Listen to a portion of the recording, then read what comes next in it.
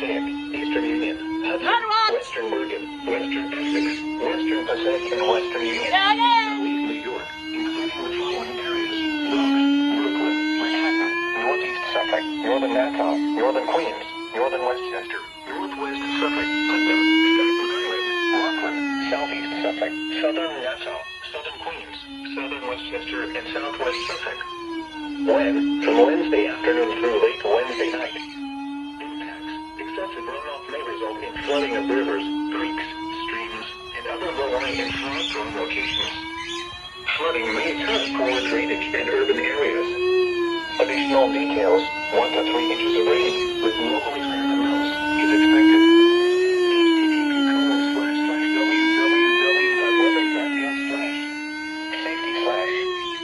You should monitor later forecasts and be alert for possible flood warnings. Those living in areas prone to flooding should be prepared to take action should flooding develop.